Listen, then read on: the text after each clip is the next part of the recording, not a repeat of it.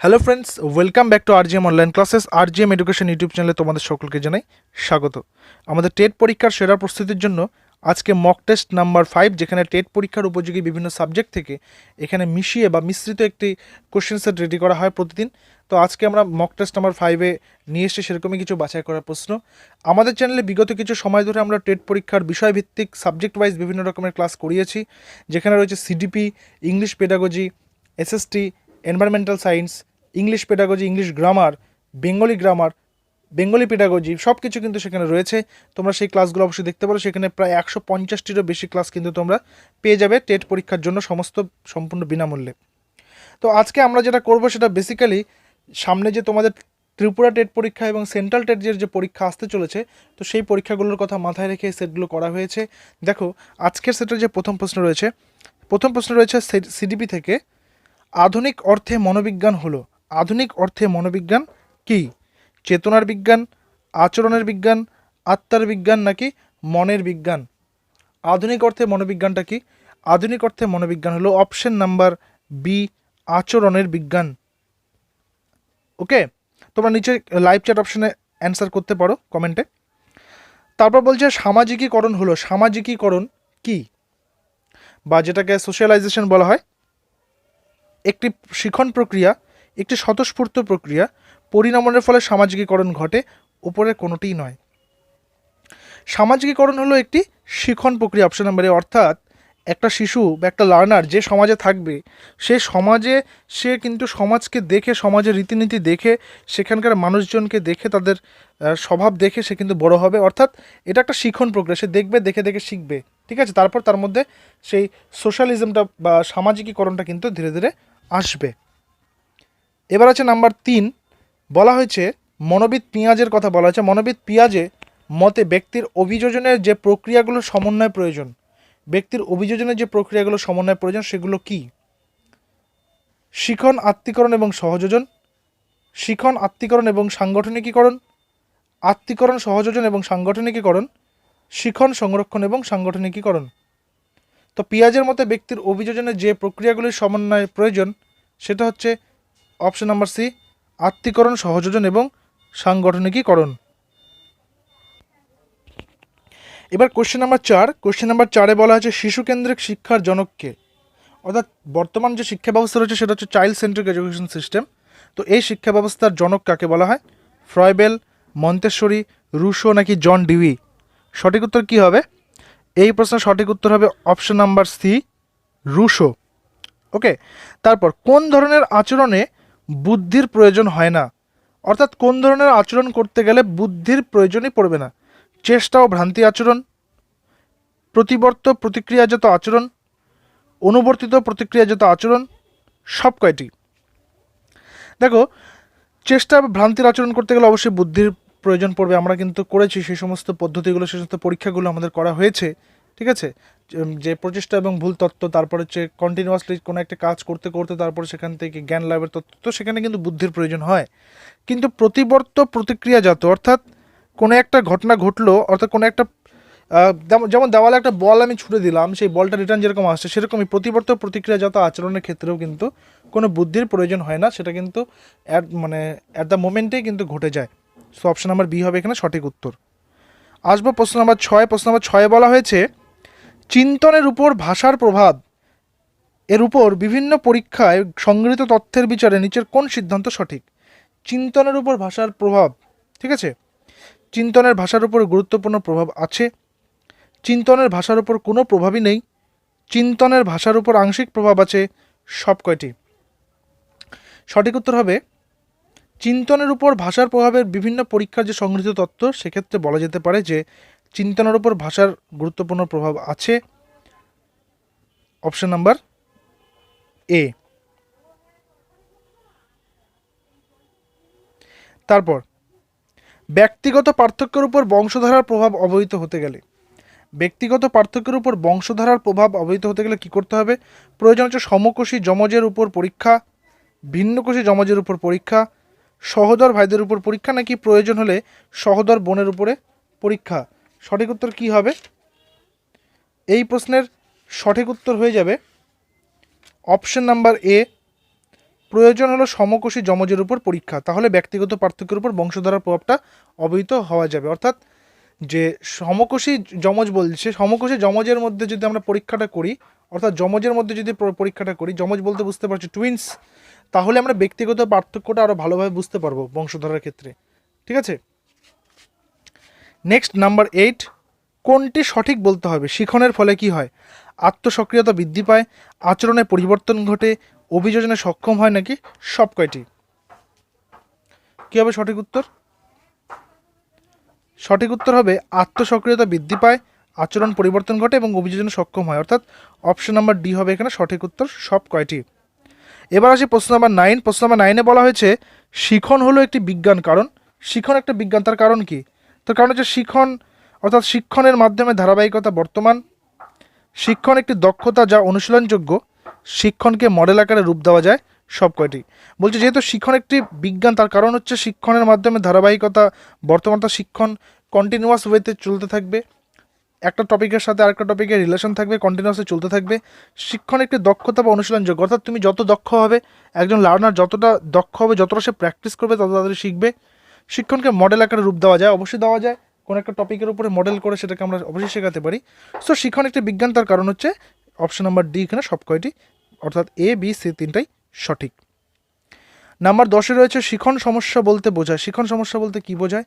পঠন অক্ষমতা, লিখন অক্ষমতা, গাণিতিক অক্ষমতা, নাকি সব কয়টি? কী হবে সঠিক উত্তর?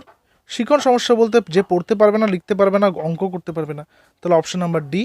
অঙ্ক বলতে এখানে হিসাবের কথা বলছে, গোনার কথা বলছে, তো এখানে অপশন নাম্বার ডি হচ্ছে সব কয়টি, অর্থাৎ option number D is the correct answer. ঠিক আছে, এবার আমরা কিছু ইংলিশ পেডাগজির কোশ্চেন দেখে নেব। ইংলিশের আজকে প্রথম প্রশ্ন কি রয়েছে দেখো, রয়েছে the aim of mechanical dream is to, অর্থাৎ মেকানিক্যাল ড্রিমের লক্ষ্য কি, প্রধান লক্ষ্য কি? Option number A strengthen the role learning capacity of the learners, অর্থাৎ রোট লার্নিং, অর্থাৎ যে মূল ভিত্তি, যে শিক্ষার যে ভিত্তিটা সেটার ক্যাপাসিটিটা বাড়াতে হবে লার্নারদের মধ্যে। বি বলছে encourage creative use of language among the learners, বাচ্চাদের মধ্যে ক্রিয়েটিভ ইউজটা বাড়াতে হবে, ক্রিয়েটিভ মানে যাতে তারা সৃষ্টিশীল হয়। অপশন নাম্বার সি বলছে improve the fluency of the learners, তাদের মধ্যে ফ্লুয়েন্সি বাড়াতে হবে, কতটা ফ্লুয়েন্টলি তারা কাজটা করতে পারছে, কতটা দ্রুত গতিতে করতে পারছে। আর ইমপ্রুভ দ্য অ্যাকুরেসি বাড়াতে হবে। সঠিক উত্তর হবে, যেহেতু মেকানিক্যাল ড্রিম বলছে, তাহলে তাদের যে রোট লার্নিংটা রয়েছে, অর্থাৎ মূল যে তাদের শিক্ষা ব্যবস্থাটা বা শিক্ষাটা, সেটাকে কিন্তু শক্তিশালী করতে হবে। সো অপশন নাম্বার এ হবে এখানে সঠিক উত্তর। আসবো নাম্বার 12। এখানে বেশিরভাগ প্রশ্নকে কিন্তু সেন্ট্রাল টেটের পরীক্ষার প্রশ্নপত্র থেকে বাছাই করা হয়েছে, যে প্রশ্নগুলো তোমাদের পরীক্ষার জন্য খুব ইম্পর্টেন্ট।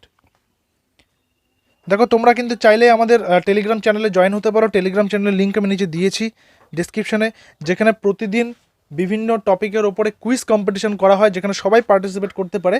তোমরা চাইলে তোমরাও সেখানে করতে পারো, লিঙ্ক নিচে দিয়েছে, সেখান থেকে তোমরা জয়েন হয়ে যেতে পারো।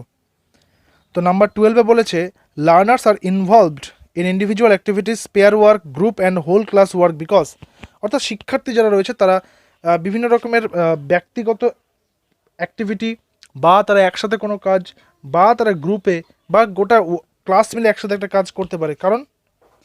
কারণটা কি? কারণ এগুলো কি প্রোভাইড করে? This provide the learners enough opportunities to relax in the language classroom. এগুলো তাদেরকে ক্লাসরুমে একটা রিল্যাক্স মোড দিতে পারে, যাতে তারা সবাই রিল্যাক্সলি খুব সহজ বয়সে কাজগুলো করতে পারে। Have the sole aim of introducing variety in a language classroom, অর্থাৎ তাদের একমাত্র লক্ষ্য উদ্দেশ্য হচ্ছে ক্লাসের মধ্যে কি ল্যাঙ্গুয়েজ ক্লাসরুমের মধ্যে ভ্যারাইটিকে ইন্ট্রোডিউস করা, অর্থাৎ বিভিন্নতাকে ইন্ট্রোডিউস করা।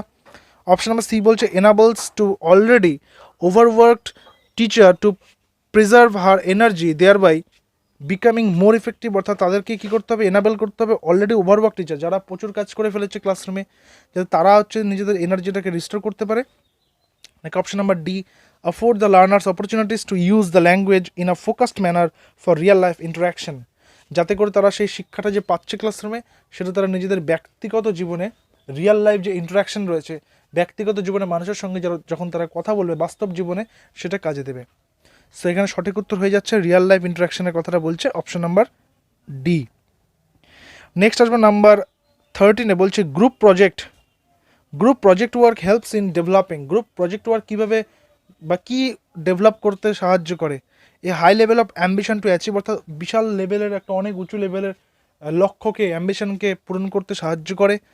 Collaboration, critical thinking and problem solving, অর্থাৎ ক্রিটিক্যাল থিঙ্কিং অ্যান্ড প্রবলেম সলভিংয়ের কথা বলছে, যে বিভিন্ন রকমের ভিন্ন রকমভাবে চিন্তা করা এবং তারপরে সেখান থেকে সমস্যা সমাধান রীতি যেটা। Competition among learners to excel in academics, অর্থাৎ লার্নারদের মধ্যে কম্পিটিশনের কথা বলছে এবং তারা যাতে এক্সেলেন্ট হয় তাদের একাডেমিকে। নাকি good memory in young learners, অর্থাৎ বাচ্চাদের মধ্যে অনেক বেশি মুখস্থ বিদ্যা বাড়ানোর জন্য। সো এটা সঠিক উত্তর হবে option number B, collaboration, critical thinking and problem solving, যাতে তারা ক্রিটিক্যালি থিঙ্ক করতে পারে, ক্রিটিক্যালি অ্যানালাইজ করতে পারে কোনো জিনিসকে এবং তার পাশাপাশি তারা যাতে প্রবলেম সলভও করতে পারে। নাম্বার 14 রয়েছে what type of questions promote thinking skill in children, অর্থাৎ কী ধরনের প্রশ্ন বাচ্চাদেরকে চিন্তা করতে সাহায্য করে বা বাচ্চাদের চিন্তন কোয়ালিটিকে বাড়ায়। ফ্যাকচুয়াল কোশ্চেন, যেই প্রশ্নগুলো ফ্যাক্টিটিভ বা ফ্যাক্ট, যেগুলো বাস্তবের সঙ্গে related. Questions based purely on the reading text, যেই টেক্সটটা পড়ানো হয়েছে সেই টেক্সটের উপরে যাতে পুরোপুরি নির্ভরশীল থাকবে সেই প্রশ্নগুলো। Personal response questions, personal response questions বলতে যে টিচার কোনো কিছু একটা পড়াচ্ছেন তার পাশাপাশি বাচ্চাদেরকে তিনি উদ্বুদ্ধ করছেন যে তোমরা এই টপিকটা পড়ার পরে তোমরা যা প্রশ্ন মনে আসবে বলতে পারো, সেগুলো নাকি ক্লোজ এন্ডেড কোয়েশ্চেন্স। সঠিক উত্তর হবে option number C, personal response questions. Option number C হবে এখানে সঠিক উত্তর। আসবো number 15, which of the following is suitable for making students responsible for their own learning, অর্থাৎ বাচ্চাদেরকে তাদের লার্নিং, নিজেদের শিক্ষাতে রেসপন্সিবল করার জন্যে কোন জিনিসটা সবথেকে বেশি suitable. Using technology to chat and network, অর্থাৎ টেকনোলজি ব্যবহার করতে বলছে যাতে তারা ডিজিটালি চ্যাটিং করতে পারে। Encouraging students to ask more and more question, বাচ্চাদেরকে অনেক বেশি উৎসাহিত করতে হবে যাতে তারা বেশি বেশি প্রশ্ন জিজ্ঞাসা করে। Giving lot of homework, project work and assignments to improve language skills of students, প্রচুর পরিমাণে বাড়ি কাজ দিতে হবে তাদেরকে। নাকি discouraging students for making decisions about how they learn best, তাদেরকে ডিসকারেজ করতে হবে, যে অনুৎসাহিত করতে হবে যে না তাদের দ্বারা হবে না, তাদের বাদ দিয়ে সব। কী হবে সঠিক উত্তর? বলছে কোন জিনিসটা বাচ্চাদের কি করবে, রেসপন্সিবল করবে, কি তাদের নিজেদের শিক্ষাতে, অর্থাৎ পার্সোনালি তারা যখন শিখবে সেটা হচ্ছে ইনকারেজ করতে হবে স্টুডেন্টদেরকে যাতে তারা অনেক বেশি বেশি প্রশ্ন জিজ্ঞাসা করে। অপশন নাম্বার বি, কারণ বাচ্চারা যখন শিখবে তখনই প্রশ্ন করবে, আর প্রশ্ন যখন করছে তখনই তারা বোঝাচ্ছে এটা যে এখন প্রশ্ন যেহেতু তারা করতে পারছে তাহলে তারা শিখছে। নাম্বার 16 রয়েছে the constructivist approach of learning means, অর্থাৎ শিক্ষাক্ষেত্রে কনস্ট্রাকটিভিস্ট অ্যাপ্রোচটা কী দেখে নিই। Teaching rules of grammar and consolidating through rigorous practice, teaching rules of grammar, অর্থাৎ গ্রামার যে প্র্যাকটিস রয়েছে সেটাকে ভালো করে খুব মনোযোগ দিয়ে প্র্যাকটিস করতে বলছে। Helping learners acquire new vocabulary by studying literature intensively, খুব মনোযোগ সহকারে সাহিত্য পড়ে ভোকাবুলারি অর্থাৎ শব্দ ভাণ্ডার বাড়াতে হবে। Teaching new words and structures using a variety of audio visual aids followed by practice through drill, অর্থাৎ নতুন নতুন শব্দ পড়তে হবে, নতুন নতুন শব্দের গঠন পড়তে হবে বিভিন্ন রকমের দৃশ্যশ্রাব্য অডিও ভিজুয়াল এইড ব্যবহার করার মধ্যে দিয়ে। নাকি involving the students in a variety of activities to encourage them to learn new words and structures by accommodating them with those that they have already learn through a process of discovery, অর্থাৎ তাদেরকে বাচ্চাদেরকে involve করতে হবে বিভিন্ন রকমের অ্যাক্টিভিটির মধ্যে দিয়ে এবং তাদেরকে উৎসাহিত করতে হবে যাতে তারা নতুন নতুন শব্দ এবং গঠন প্রণালী শিখতে পারে, নতুন নিজেদের মধ্যে থেকে যেটা ডিসকাস করে বা নিজেদের মধ্যে কিছু একটা আবিষ্কার করার মধ্যে দিয়ে পড়ে পড়ে তারা নিজেরাই নতুন নতুন জিনিস আবিষ্কার করবে পড়তে পড়তে, ঠিক আছে। সো এখানে অপশন নাম্বার ডি হয়ে যাবে সঠিক উত্তর। আসবো নাম্বার 17-এ। নাম্বার 17-এ বলা হয়েছে when learners are engaged in a pair activity taking on roles of a doctor and patient the activity is called, অর্থাৎ মনে করো যে দুজন বাচ্চাকে, একজনকে ডাক্তার একজনকে পেশেন্ট বলা হয়েছে এবং তাদেরকে একটা কাজ দেওয়া হয়েছে, ডাক্তার আর পেশেন্ট হিসেবে তাদেরকে অ্যাক্ট করতে বলা হয়েছে। তো তারা কী শিখছে এখানে এই অ্যাক্টিভিটির মধ্যে দিয়ে, বা এই অ্যাক্টিভিটিটাকে কী বলা হয়? Declamation, simulation, exchanging notes, real activity. সঠিক উত্তর হবে option number D, real activity. আসবো নাম্বার 18। নাম্বার 18-এ বলা হয়েছে communicative language teaching replaced basically, অর্থাৎ কমিউনিকেটিভ ল্যাঙ্গুয়েজ টিচিংটা কোন জিনিসটাকে রিপ্লেস করবে, অর্থাৎ কোন জিনিসটা পরিবর্তন করবে? Natural language processing, structural teaching, situation language teaching, motivational teaching. Communicative language teaching যেটা হচ্ছে কথোপকথনের ক্ষেত্রে যে ল্যাঙ্গুয়েজটা দরকার সেটা। সঠিক উত্তর হচ্ছে structural teaching, option number B. অর্থাৎ গঠনগত প্রণালীটা সে ভালো করে বুঝবে, যাতে করে তার পরবর্তীকালে কথোপকথন করতে বা মানুষের সাথে কথা বলতে সমস্যার সম্মুখীন না হতে হয়। According to constitution of India, English is an, অর্থাৎ ভারতের সংবিধান অনুযায়ী ইংলিশটা কি? Official language, link language, window language, associate official language. সঠিক উত্তর হবে option number D, associate official language. একমাত্র ইংলিশ কিন্তু অফিসিয়াল ল্যাঙ্গুয়েজ নয়, সেখানে হিন্দিটাকেও ব্যবহার করা হয়, ঠিক আছে? সো ইংলিশ এবং হিন্দি দুটো হচ্ছে অফিসিয়াল ল্যাঙ্গুয়েজ। সো যেহেতু শুধু ইংরেজিটার কথা বলছে, তাহলে এটা হচ্ছে অ্যাসোসিয়েট অফিসিয়াল ল্যাঙ্গুয়েজ। এবং আজকে সেটা শেষ প্রশ্ন নাম্বার 20, বলা হয়েছে using songs, rhymes and games in classrooms would help the child to, অর্থাৎ গান, তারপর ছন্দ, বিভিন্ন রকমের খেলা ক্লাসরুমে ব্যবহার করার মধ্যে দিয়ে এটা বাচ্চাদের কি করতে সাহায্য করে? ওভারকাম শাইনেস, অর্থাৎ তাদের লজ্জাটা কাটাবে, ডেভেলপ কনফিডেন্স অ্যান্ড ইন্টারেস্ট, তাদের মধ্যে আত্মবিশ্বাস বাড়াবে, উৎসাহ বাড়াবে, মোটিভেটেড টু স্পিক, তারা কথা বলতে যাতে উৎসাহিত হয়, সেটা অল অফ দি অ্যাবাভ। দেখো, এগুলো করার মধ্যে দিয়ে বাচ্চাদের লজ্জাটা কাটানো হচ্ছে, যাতে তারা ক্লাসে পার্টিসিপেট করতে পারে, ফিডব্যাক দেয়, তাদের কনফিডেন্স বাড়ানো হচ্ছে এবং তার সঙ্গে তাদেরকে মোটিভেটও করা হচ্ছে। So all of the above, option number D. Okay, option number D is the correct answer. তো তোমরা স্কোর কত করতে পারলে 20-তে, সেটা তোমরা নিচে কমেন্ট বক্সে জানাতেই পারো 20-র মধ্যে তোমাদের স্কোর কত হলো, ঠিক আছে? তো দেখা হচ্ছে পরবর্তী ক্লাসে আরও কিছু ইম্পর্টেন্ট কোশ্চেন্স নিয়ে। Till then stay connected with আরজেম education YouTube channel. Thank you very much.